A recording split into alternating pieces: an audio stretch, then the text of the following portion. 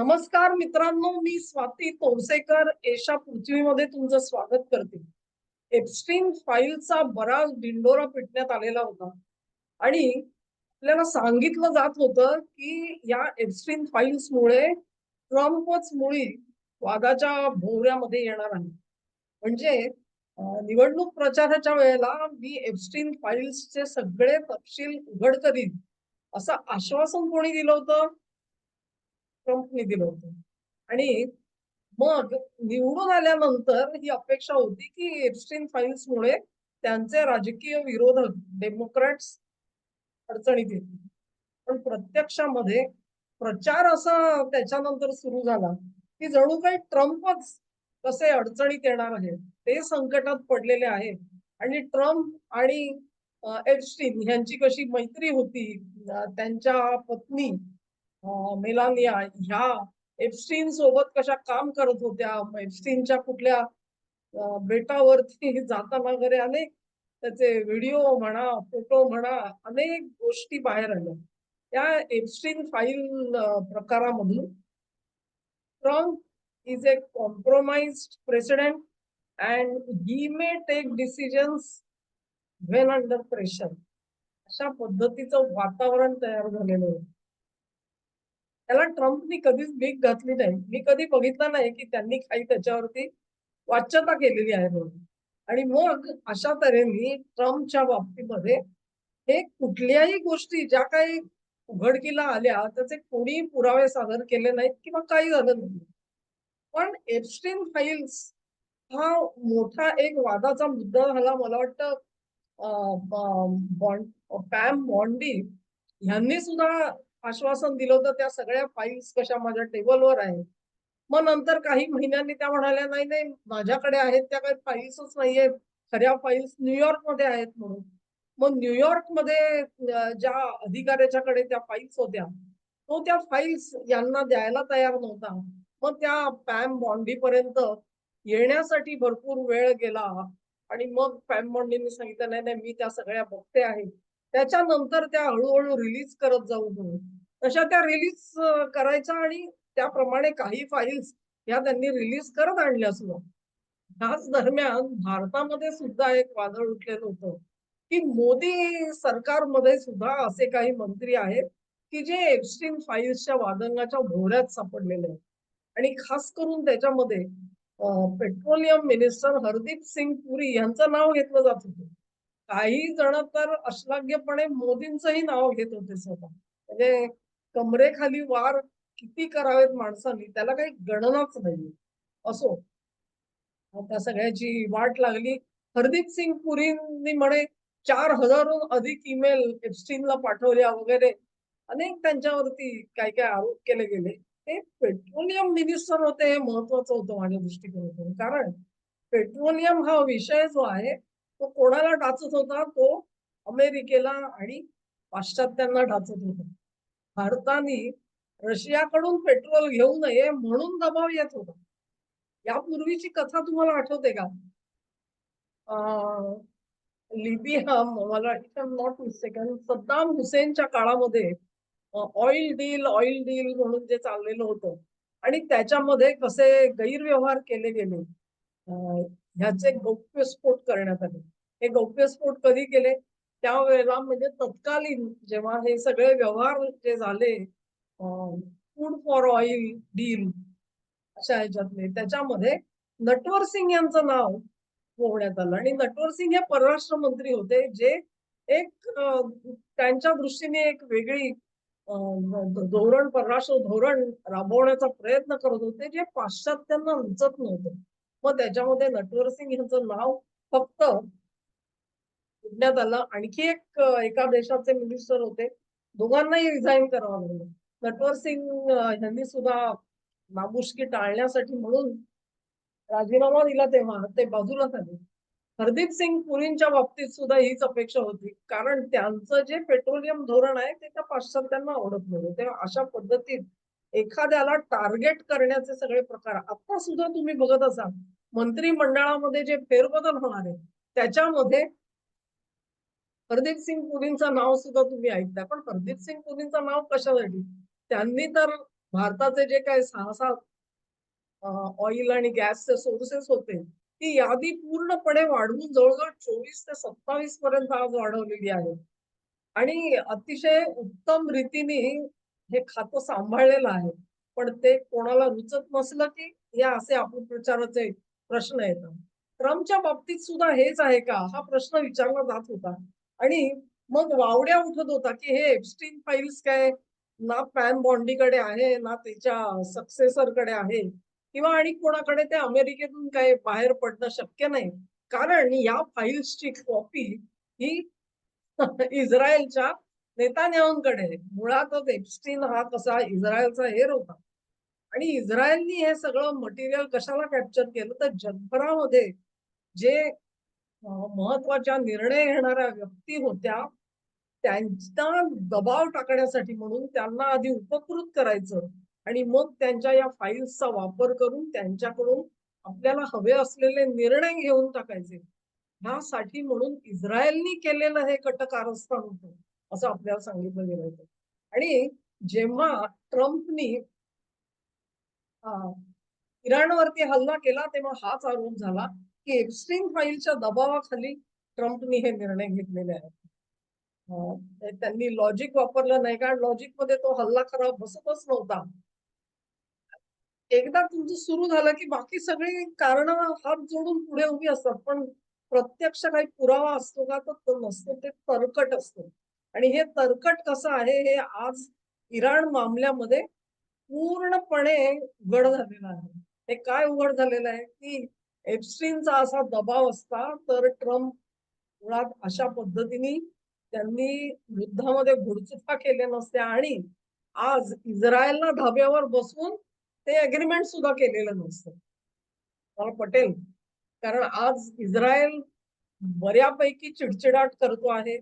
त्याच्या मताप्रमाणे, त्याच्या मनाप्रमाणे हे डील झालेलं नाही आणि जास्त झोंबतंय ते जे.डी. व्हॅन्स यांनी इस्रायलला जे 4 फटकारे दिलेले आहेत, ते जास्त झोंबतायत. तेव्हा जर का ट्रम्प यांच्या विरोधामध्ये किंवा त्यांच्या टीममधल्या आणखी कोणाच्या विरोधामध्ये एप्स्टीन फाइल्स मधले असे काही धागेदोरे इस्रायलच्या हातात असते किंवा डेमोक्रॅट्सच्या हातात असते, तर आजपर्यंत तुम्हाला आणि मला निर्विवादपणे ते बघायला मिळालं असतं. परंतु तसं काहीही बघायला मिळालेलं नाहीये. याचाच अर्थ ट्रम्प यांच्यावर एप्स्टीन फाइल्सचा अजिबात दबाव नाही. मग तसं जर का असेल, तर ट्रम्प मुळामध्ये ह्या एप्स्टीन फाइल्स ह्या उघड करायला उत्सुक का होते? ह्याचाच अर्थ त्यांना पुरेपूर खात्री होती. एक लक्षात घ्या, समजा मी एखाद्या भ्रष्टाचारामध्ये तोच भ्रष्टाचार बरं का, म्हणजे समजा 1000 विमानं खरेदी केली. त्याच्यामध्ये जर का मी लाच घेतली असेल, तर मीच माझ्या निवडणूक प्रचारामध्ये सांगेन का, की ह्याच्यातल्या सगळ्या फाइल्स मी उघड करीन. नॉर्मल रिएक्शन आहे माणसाची, ह्युमन रिएक्शन ही आहे, की त्या प्रकरणापासून माणूस लांब राहील. पण ट्रम्प का राहिले नाहीत? ट्रम्पनी जर का स्वतः आश्वासन दिलं, ह्याचं एक नॉर्मल मानवीय दृष्टिकोनातून त्यांची काही फार ह्याच्यामध्ये इन्व्हॉल्वमेंट असण्याची शक्यता नाही. हे मी काढलेलं अनुमान होतं. आता गंमत बघा कशी. पण त्यांचे विरोधक मात्र त्याच्या अडचणीत येतील, हे सुद्धा मला वाटत होतं. आता तुम्हाला एक छोटंसं प्रेझेंटेशन दाखवते. ते प्रेझेंटेशन बघण्यासारखं आहे. मी शेअर करते. मला स्क्रीनवरती आता 3 नावं दिसतायत. या 3 नावामधलं पहिलं नाव आहे बघा तुम्ही, सगळ्या अरेस्ट ज्या आहेत, 2 अरेस्ट ह्या ब्रिटनमध्ये झालेल्या आहेत. एक अरेस्ट नॉर्वेमध्ये झालेली आहे. ब्रिटनमध्ये खुद्द त्यांचे एक्स प्रिन्स अँड्र्यू यांना फेब्रुवारी 2026 मध्ये अटक करण्यात आली. त्यांना ब्रिटिश पोलिसांनी अटक केली. स्वतःच्या त्यांच्या राहत्या घरी अटक झाली आणि त्यानंतर तर त्यांना बेल मिळालेला आहे आणि ते बाहेर आलेले आहेत, पण बेलवरती बाहेर आले. दुसरी व्यक्ती आहे पीटर मॅन्डेलसन. हे ब्रिटनचे अँबॅसेडर होते अमेरिकेमधले. त्यांना सुद्धा फेब्रुवारीतच अटक झाली. स्कॉटलंड यार्ड पोलिसांनी अटक केली. त्यानंतर त्यांचं जे उपाध्या होत्या त्या काढून घेतल्या गेल्या.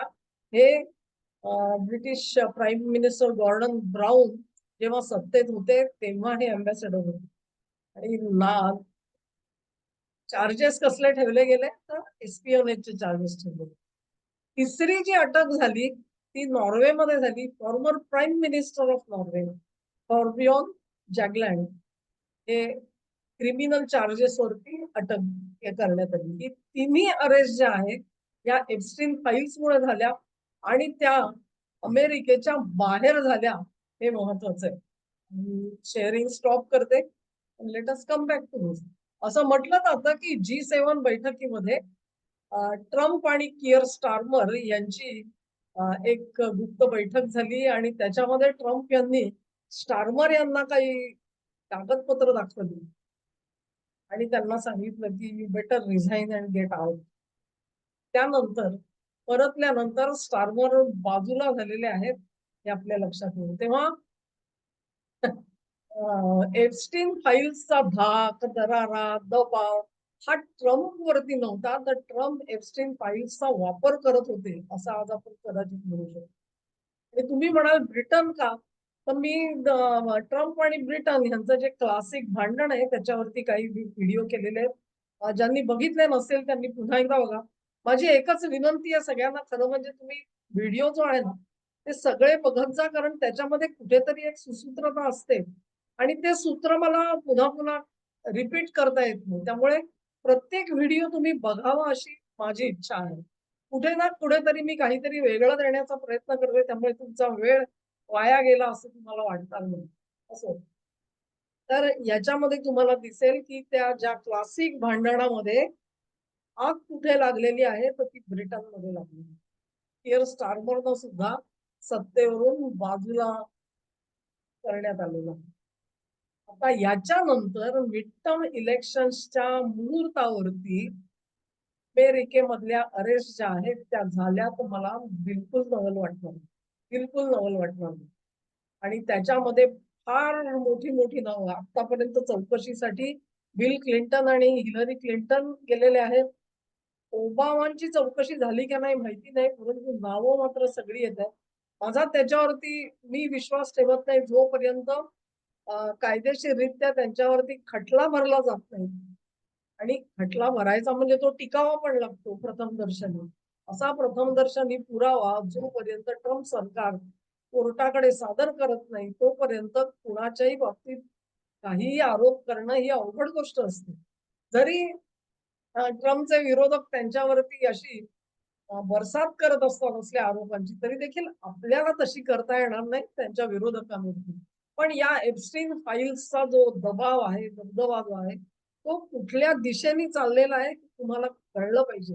आणि म्हणून आजच सांगून ठेवते की मिडटर्मच्या अगोदर असे गौप्यस्फोट होणार आहेत अमेरिकन राजकारणात, कारण ट्रम्पना मिडटर्म जिंकायच्या आहेत. त्या मिडटर्म जर का ते जिंकले नाही तर जे काही वळण लागेल त्यांच्या अंतर्गत राजकारणाला ते त्यांच्या नियंत्रणामध्ये राहण्यासारखं नाहीये. त्यामुळे त्यांना जीवापाड मेहनत देऊन मी कालच जो व्हिडिओ केला की त्यांना भारताशी डील का हवं आहे मिडटर्मच्या आधी हवं आहे. Because it is going to create सरते शेवटी मिडटर्म ह्या पूर्ण देशभर होतात त्यांच्या आणि देशभरामध्ये 1% का होईना भारतीय तिथे मतदान करतात. त्यांनी ज्या पद्धतीत लाथा हणून ठेवलेल्या आहेत त्या पद्धतीत सगळे दुखावले गेलेले आहेत, व्यथित झालेले आहेत. आणि त्या परिस्थितीमध्ये फरक घडल्याशिवाय 1% मतं सुद्धा खूप मोठी असते. आपण बघतोच आहोत भारतामध्ये आज परिस्थिती कशी आहे. अमेरिकेत सुद्धा तीच अवस्था असते आणि तिथे सुद्धा त्यांना त्याची काळजी नक्की घ्यावी लागेल याची मला खात्री आहे. तेव्हा एप्स्टीन फाईल्सची ट्रम्पला कशी भीती आहे आणि ते कसे त्याच्या छायेखाली वावरतायत आणि निर्णय घेतायत याच्यावर माझा कधीच विश्वास नव्हता. इराण आणि इराणचं डील जे काही झालेलं आहे त्यातून हे तर पूर्णपणे सिद्ध झालंय की ट्रम्प अशा कुठच्याही दबावाखाली नाही. तसे असते तर त्यांनी इस्रायलला झिडकारलंच नसतं. कारण सगळे हेच सांगत होते ना तुम्हाला की नेतान्याहूकडे फायली आहेत. आणखी सांगत होते इराणकडे फाईल आहे. अरे इराणकडे फाईल असतील तर त्यांनी आक्रमण कशाला केलं असतं आणि अशा पद्धतीने डील कशाला केलं असतं. त्यांचं पूर्ण हे मावळल्याशिवाय एक प्रकारे शक्तीहीन झालेला आहे इराण. आज इराण उठून ताबडतोबीने पुन्हा एकदा मोठ्या युद्धासाठी तयार होईल ही शक्यता मावळलेली आहे. तेव्हा तेवढं ट्रम्पने निदान तेवढी एक अचीव्हमेंट आहे आणि ती आपल्याला मान्य करायला पाहिजे. एप्स्टीन फाईल्स हा मुद्दा गौण नाही, तो मोठा मुद्दा आहे, पण तो ट्रम्पच्या बाबतीतला नाही, तर त्यांच्या विरोधकांच्या बाबतीतला आहे. एक मी नेहमी असं गृहीत धरते, की हे जे सगळे लिबरल्स आहेत ना, त्यांच्या वर्तमानपत्रातून ज्याचं नाव येईल ना, तो निर्दोष असेल, असं मी पहिलं गृहीतच धरते मी. म्हणजे त्यांनी जर का म्हटलं असेल, की ट्रम्प अडचणीत आहेत, तर आपण धरून चालायचं ट्रम्प अडचणीमध्ये नाहीये. ते म्हणाले मोदी अडचणीत आहेत. मोदी आणि ते तर आपल्याला माहितीच आहे मोदी असल्या फालतू अडचणीमध्ये येणारच नाहीत म्हणून. हरदीप सिंग पुरी त्यांचा समज होता, की त्यांना काढलं जाईल. आता पण ते सांगतायत मंत्रिमंडळात पुरींना काढून टाकण्यात येईल. त्यांचा खातेबदल होईल म्हणून. आणि दुसरे धर्मेंद्र प्रधानांचं नाव घेत आहेत. काय होईल बघूया. मुळात मंत्रिमंडळात बदल होणार ही सुद्धा एक कवी कल्पना असेल. तिथे जंतर मंतरला बसलेले आहेत. त्यांनी मागणी केली धर्मेंद्र प्रधानला बदला. त्यांनी राजीनामा द्यावा. म्हणून काय मोदी दबणार आहेत का? या सगळ्या कवी कल्पना आहेत. असली झुरळं अनेक असतात. आणि त्यांची जागा जमिनीखाली ती पायपात असतात ना, तिथेच असतात. मुंबईकरांना सांगायला नको. मुंबईकरांना एकदा मजा असते. असो. हा व्हिडिओ तुम्हाला आवडला अशी आशा करते. तुम्हाला आवडला असेल तर लिंक शेअर करा, व्हिडिओला लाईक करा आणि चॅनेलला सबस्क्राईब मात्र जरूर करा. धन्यवाद.